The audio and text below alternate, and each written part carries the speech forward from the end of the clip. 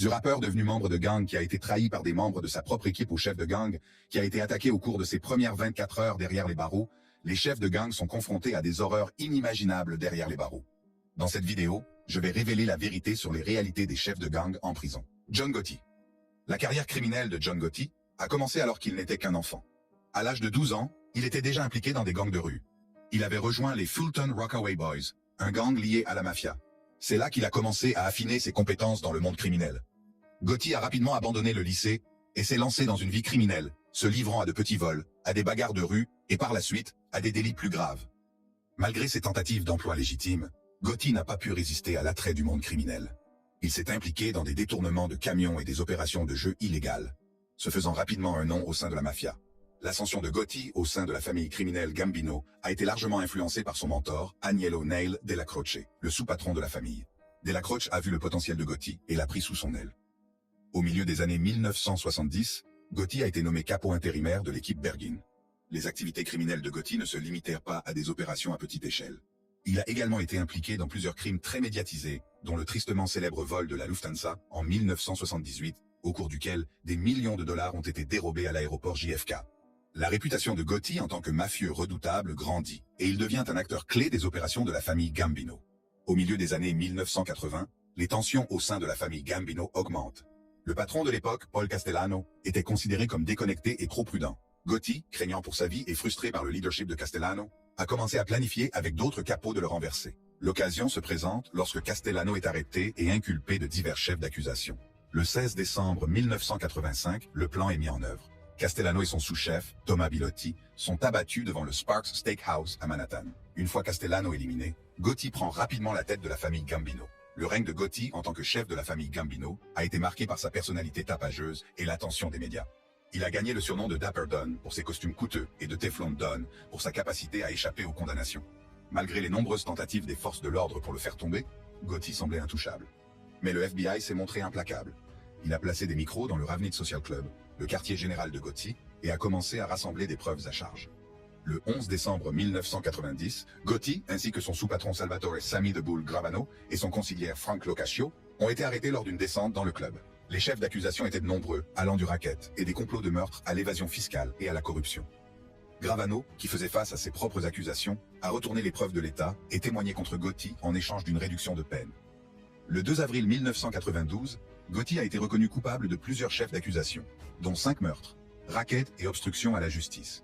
Il a été condamné à la prison à vie sans possibilité de libération conditionnelle. Le séjour de Gotti en prison a été marqué par l'isolement et des mesures de sécurité strictes.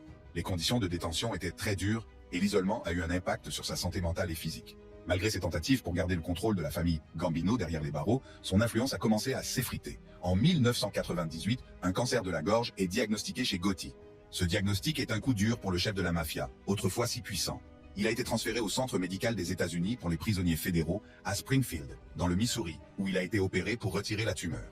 L'opération initiale réussit, mais le cancer réapparaît 2 ans plus tard, plus agressif qu'auparavant. Le 10 juin 2002, à l'âge de 61 ans, John Gotti est décédé en prison.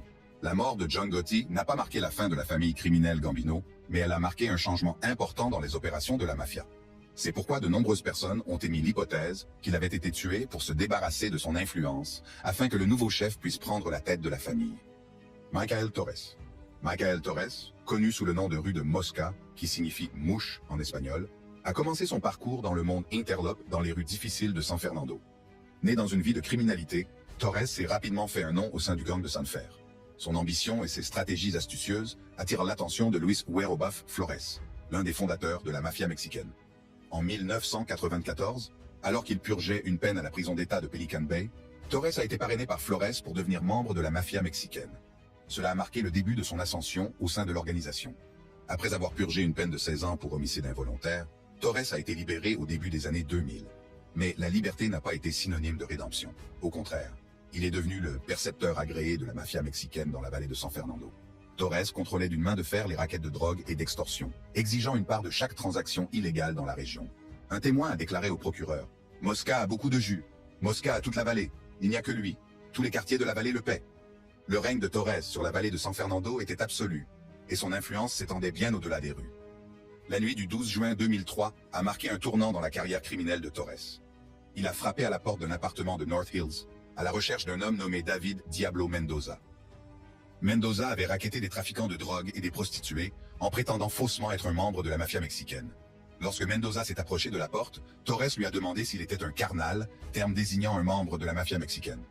Alors que Mendoza soulevait sa chemise pour montrer ses tatouages, Torres lui a tiré une balle dans la poitrine. Plus tard dans la nuit, l'équipe de Torres a kidnappé un membre de gang nommé Smokey qui avait informé Torres au sujet de Mendoza. Ils l'ont battu, étranglé avec une corde et poignardé avec un tournevis. Par miracle, Smokey a réussi à s'échapper. Lors de l'arrestation de Torres, les inspecteurs ont fouillé le domicile de sa mère à San Fernando. Ils ont trouvé des liasses de billets cachés dans un vide sanitaire et $6 000 dans une cafetière. Bien qu'il n'ait qu'un niveau d'instruction de 5e année, Torres a agi comme son propre avocat. Un témoin a révélé que Torres prolongeait son séjour à la prison centrale pour hommes afin de continuer à percevoir une taxe sur toutes les ventes de drogue. Smokey, détenu pour une affaire sans rapport avec la précédente, a reçu un message glaçant d'une femme lors d'une visite, message menaçant de le tuer s'il coopérait avec la police. Au cours du procès, Mendoza a déclaré que Smokey, et non Torres, lui avait tiré dessus. Cependant, 1 an après le procès, Mendoza a été abattu à North Hills par une personne non identifiée.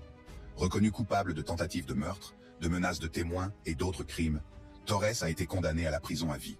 Mais même derrière les barreaux, son influence grandit.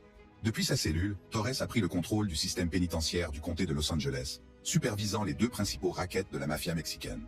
Le contrôle de Torres sur le système carcéral était absolu. Son lieutenant a avoué aux autorités en 2017 qu'il collectait $12 000 par semaine auprès des prisons pour le compte de Torres. En dehors des prisons, Torres taxait les gangs et les trafiquants de drogue dans les vallées de San Fernando et d'Antelope. Mais le pouvoir a un prix. Le matin du 6 juillet 2023, le règne de Torres connaît une fin violente. Vers 9 h du matin, il a été attaqué par Ray Martinez, surnommé Cisco, et Juan Angel Martinez. Les 2 hommes, qui purgent des peines de prison à perpétuité pour meurtre et autres crimes, ont été identifiés comme étant les assaillants. Le motif de l'attaque reste mystérieux, mais Torres s'était fait de nombreux ennemis dans son ascension vers le pouvoir. Lors de l'attaque, Torres a été poignardé à plusieurs reprises. Les murs de la prison qui avaient été sa forteresse sont devenus son tombeau. Vincent Gigante. Avant son ascension notoire dans la mafia, Vincent Gigante a poursuivi une carrière de boxeur professionnel. Entre 1944 et 1947, il a participé à 25 combats, remportant 21 d'entre eux. Connu sous le nom de The Chin Gigante, il était un boxeur poids léger, qui s'est rapidement fait un nom sur le ring. Après avoir mis fin à sa carrière de boxeur, Vincent Gigante s'est retrouvé entraîné dans le monde du crime organisé. Adolescent, il devient le protégé de Vito Genovese, une figure puissante de la famille criminelle Luciano, qui deviendra plus tard la famille criminelle Genovese. Au fil du temps, les activités criminelles de Gigante et ses relations au sein de la mafia lui ont rapidement valu une réputation d'homme de main fiable et impitoyable. Au début de l'année 1957, Vito Genovese décide de s'en prendre à Frank Costello, alors patron de la famille Luciano. Genovese ordonne à Gigante d'exécuter l'assassinat. Le 2 mai 1957, Gigante tente une embuscade à Costello devant son immeuble, lui tirant dessus et le blessant. Bien qu'il ait survécu à l'attaque, celle-ci a suffi à persuader Costello de se retirer, permettant ainsi à Genovese de prendre le contrôle de la famille. Au fur et à mesure que l'implication de Gigante dans le crime organisé s'intensifiait, il a commencé à employer une stratégie astucieuse pour éviter les poursuites. Dans les années 1960, il a commencé à se promener dans les rues de Greenwich Village en peignoir et en pantoufles, en marmonnant tout seul. Cet acte, connu plus tard sous le nom de « défense du peignoir », était une manœuvre calculée pour brouiller les pistes des forces de l'ordre. Le pouvoir de Gigante ne cesse de croître, et en 1981, il accède au poste de patron de la famille Genovese, à la suite du départ à la retraite de Philippe Benisquint Lombardo, pour des raisons de santé. Pour détourner l'attention de son propre rôle de véritable chef, Gigante a nommé Anthony Fat Tony Salerno, une figure bien connue de la mafia, comme chef de file de la famille Genovese. Sous la direction de Gigante, la famille criminelle Genovese a étendu ses opérations, établissant un vaste réseau de bookmakers et de prêteurs usuriers. L'impitoyabilité de Gigante se manifestait par sa volonté d'éliminer ses rivaux. En janvier 1987, Anthony Salerno a été condamné à 100 ans de prison pour racket, en même temps que les principaux membres des autres familles new-yorkaises, dans le cadre du procès de la commission de la mafia. Au départ, Salerno était présenté comme le chef de la famille Genovese. Cependant, peu après le procès, le bras droit de Salerno, Vincent le Poisson Cafaro, s'est transformé en informateur et a révélé que Salerno n'était qu'une façade pour le véritable patron, Gigante. La nature recluse de Gigante et ses tactiques prudentes l'ont rendu presque impossible à capturer sur les écoutes téléphoniques. Il parlait doucement, évitait d'utiliser le téléphone et sifflait même dans le combiné pour éviter les écoutes. Il laissait rarement sa maison inoccupée, sachant que des agents du FBI s'y infiltreraient pour poser des micros. Les membres de la famille Genovese n'avaient pas le droit de mentionner le nom de Gigante lors de conversations ou d'appels téléphoniques. Au lieu de cela, ils montraient leur menton ou faisaient la lettre C avec leurs doigts lorsqu'ils parlèrent de lui. Malgré ses efforts pour éviter d'être découvert, la loi a fini par rattraper Gigante. En 1990, il a été inculpé pour racket fédéral. Après des années de bataille juridique sur son état mental, Gigante a finalement été jugé et condamné en 1997. Il a été condamné à une peine de 12 ans et à une amende d'1,25 million de dollars. En prison, Gigante a continué à diriger la famille génovaise, transmettant ses ordres par l'intermédiaire de son fils Andrew, qui lui rendait régulièrement visite. Cependant, en 2002, Gigante a été de nouveau inculpé pour racket et obstruction à la justice. Face à des preuves accablantes, Gigante a plaidé coupable d'obstruction à la justice en 2003. Il a été condamné à 3 ans de prison supplémentaire. Le 19 décembre 2005, Vincent Gigante est décédé au Centre médical des États-Unis pour les prisonniers fédéraux à Springfield, dans le Missouri. Sa mort a marqué la fin d'une époque pour la famille criminelle genovese. Les funérailles de Gigante se sont déroulées dans un quasi-anonymat à l'église Saint-Antoine de Padoue de Greenwich Village. Jaime Valdez, Jaime Brugada Valdez, mieux connu sous son nom de scène Money Sign Suede, était une étoile montante de la scène rap de Los Angeles. Son talent et son charisme lui ont permis de signer un contrat avec Atlantic Records en 2021 et son dernier album, Parkside Baby, sorti en septembre 2022, a été bien accueilli par les fans et les critiques. Cependant, la carrière prometteuse de Valdez a été assombrie par son implication dans des activités criminelles. En décembre 2022, il a été condamné à 2 ans et 8 mois de prison pour avoir été un criminel en possession d'une arme à feu. À cette peine s'ajoute une peine supplémentaire d'1 an et 4 mois pour le même chef d'accusation. Valdez a été envoyé au centre de formation correctionnelle de Soledad, en Californie, une prison de sécurité minimale à moyenne. Le Correctional Training Facility, connu pour héberger des détenus présentant des risques de sécurité plus ou moins élevés, est devenu le nouveau foyer de Valdez. Malgré les mesures de sécurité de l'établissement, l'environnement carcéral s'est avéré brutal pour le jeune rappeur. Selon son avocat, Nicolas Rosenberg, M. Valdez avait déjà été agressé pendant son incarcération. Dans la nuit du 25 avril 2023, l'atmosphère au sein de la prison est tendue.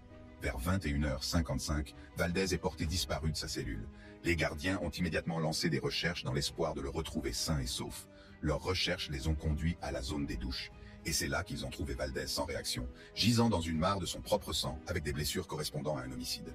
Le médecin légiste du comté de Monterey a confirmé plus tard qu'il avait été poignardé dans le cou. La nouvelle de sa mort s'est rapidement répandue dans la prison, provoquant une onde de choc au sein de la population carcérale et du personnel.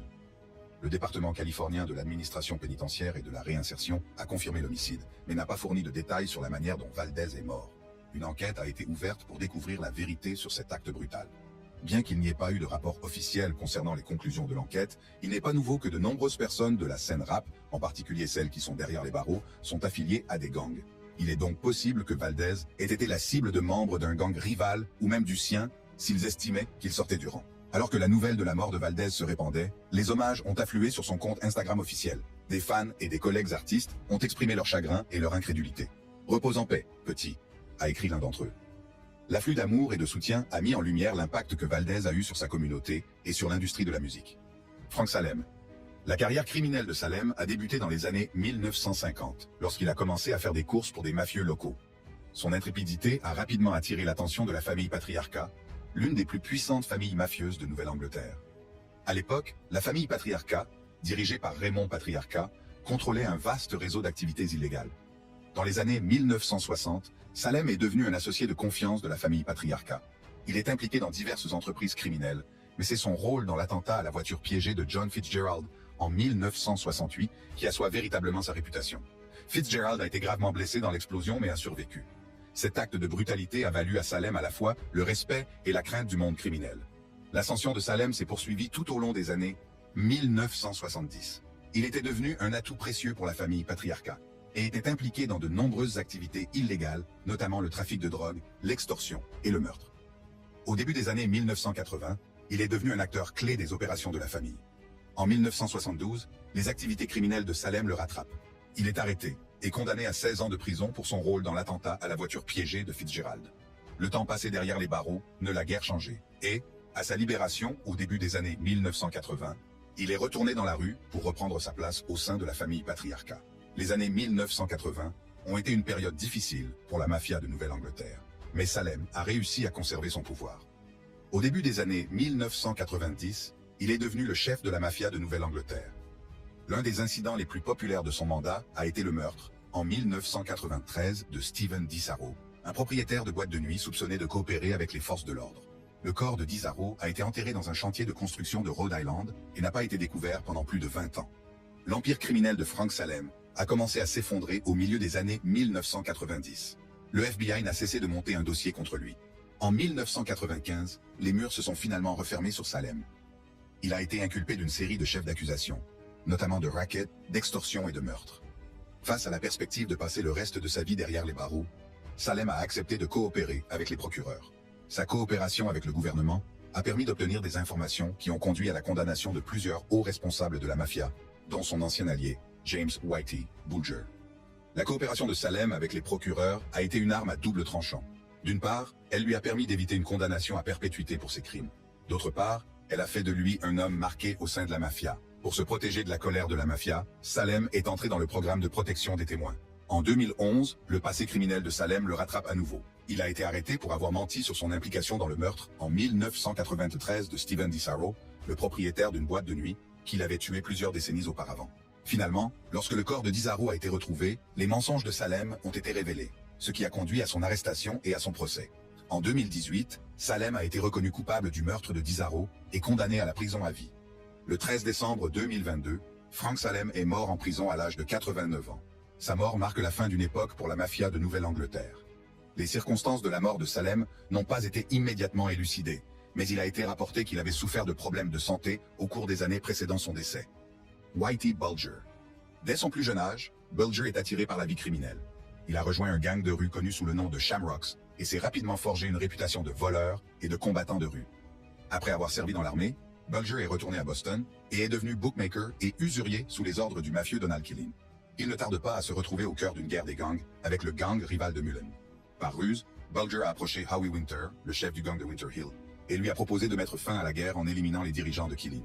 Les deux gangs ont uni leurs forces, Winter devenant le chef suprême, et Bulger a rapidement gravi les échelons. Avec la trêve en place, Bulger et les Mullen ont pris le contrôle de la pègre de South Boston. Au milieu des années 1970, Bulger a suivi les traces de Flemmy et est devenu un informateur du FBI, acceptant de travailler avec le FBI pour prendre l'avantage sur la famille criminelle Patriarcat. Les détails sur la manière dont Bulger est devenu un informateur et sur les raisons qui l'ont poussé à le devenir sont encore débattus. Mais sa relation avec le FBI lui a permis d'opérer sans crainte de conséquences pendant des années. En 1979, Bulger et Stephen Flemmy ont pris le contrôle du gang de Winter Hill. Les activités criminelles de Bulger se sont étendues aux prêts usuraires, aux paris, au détournement de camions, au trafic d'armes et à l'extorsion. Sa peur des écoutes téléphoniques et la corruption au sein du FBI, de la police de Boston et de la police de l'État du Massachusetts ont rendu difficile l'établissement de dossiers contre lui par les forces de l'ordre. Le superviseur du FBI, John Morris, et l'agent John Connolly ont joué un rôle important dans l'aide apportée à Bulger. Morris a même acheté des billets d'avion pour la petite amie de Bulger, Catherine Gregg. Bulger et Flemmy ont conservé leur pouvoir en éliminant la concurrence et en prenant le contrôle du crime organisé dans la région de Boston. Bulger a été impliqué dans le meurtre de Louis Litif, un bookmaker qui avait volé de l'argent et commis des meurtres sans la permission de Bulger. Il a également été impliqué dans les meurtres d'Edward Brian Halloran et de Michael Donahue, qui étaient des témoins potentiels contre lui. Le statut d'informateur du FBI de Bulger a été révélé publiquement en 1988, et lui et Flemmy ont été inculpés pour racket en 1995. L'année précédente, Whitey Bulger avait fui Boston avec sa femme, Teresa Stanley. Lorsqu'elle l'a quitté, il s'est enfui avec sa petite amie, Catherine Gregg. Pendant 16 ans, Bulger et Gregg ont réussi à échapper à la justice, vivant sous des noms d'emprunt et déménageant fréquemment. En 2011, une information donnée par une femme en Islande a permis de capturer Bulger. Le 22 juin 2011, le FBI a arrêté Bulger et Gregg dans leur appartement de Santa Monica sans incident. Bulger a été accusé de plusieurs crimes, dont le meurtre, la conspiration, l'extorsion et le racket. En 2013, Bulger a été jugé pour racket et possession d'armes à feu. Il a été reconnu coupable et condamné à 2 peines d'emprisonnement à perpétuité, plus 5 ans, et à la confiscation de millions de dollars. Le 29 octobre 2018, Bulger a été transféré du Centre fédéral de transfert d'Oklahoma City au pénitencier américain d'Hazleton, en Virginie-Occidentale. Le lendemain matin, le 30 octobre 2018, à 8h20, Bulger, âgé de 89 ans, a été retrouvé mort. Il était en fauteuil roulant et avait été battu à mort par plusieurs détenus armés d'un cadenas, enveloppé d'une chaussette et d'un couteau artisanal. Fossios, Freddy Geas, tueur à gages de la mafia basée dans le Massachusetts, était le principal suspect dans la planification de l'assassinat de Bulger. Geas, âgé de 51 ans, et son frère ont été condamnés à la prison à vie en 2011 pour leur rôle dans plusieurs crimes violents, notamment l'assassinat, en 2003, d'Adolfo Big Al Bruno, un capot de la famille criminelle genovese, qui a été abattu dans un parking de Springfield, dans le Massachusetts. La mort de Bulger a soulagé de nombreuses personnes, en particulier les familles de ses victimes. La famille de Bulger a ensuite intenté une action en justice contre le ministère de la Justice, qui a été rejetée en 2022. Vito Genovese. Le 14 février 1969, le célèbre chef de la mafia Vito Genovese a rendu son dernier souffle derrière les barreaux. Mais comment cette puissante figure de la mafia américaine a-t-elle fini par mourir dans une cellule de prison? Comme beaucoup d'autres chefs de la mafia, Vito a commencé sa vie criminelle à un jeune âge. Dans les années 1920, Vito Genovese était impliqué dans des loteries illégales et avait même passé 1 an en prison pour possession illégale d'une arme à feu. Ses activités criminelles ont attiré l'attention de Giuseppe Joe le Boss Masseria, l'un des plus puissants chefs de la mafia de l'époque. Sous la protection de Masseria, Genovese et son ami d'enfance Lucky Luciano ont lancé leur propre opération de contrebande pendant la Prohibition. Les années 1930 ont été marquées par la guerre de Castellammare, une lutte de pouvoir brutale entre factions rivales de la mafia. Le conflit oppose Masseria à Salvatore Maranzano, un autre puissant chef de la mafia. Pendant la guerre, Genovese s'est rangé du côté de Luciano et a fini par trahir Masseria. Le 15 avril 1931, Masseria est abattu dans un restaurant de Coney Island. Masseria éliminé, Luciano et Genovese se tournent vers Maranzano. En septembre 1931, Maranzano est également éliminé, ce qui ouvre la voie à la formation de la commission, organe directeur du crime organisé en Amérique. Genovese est nommé sous-patron de la nouvelle famille criminelle Luciano. Au cours des années 1930, les activités criminelles de Genovese se développent. Cependant, son implication dans le meurtre de Ferdinand Boccia en 1934 reviendra le hanter. Accusé de meurtre, Genovese s'enfuit en Italie en 1937, cherchant refuge dans son pays natal. Lorsque les Alliés ont envahi l'Italie, Genovese a changé de camp, offrant ses services à l'armée américaine.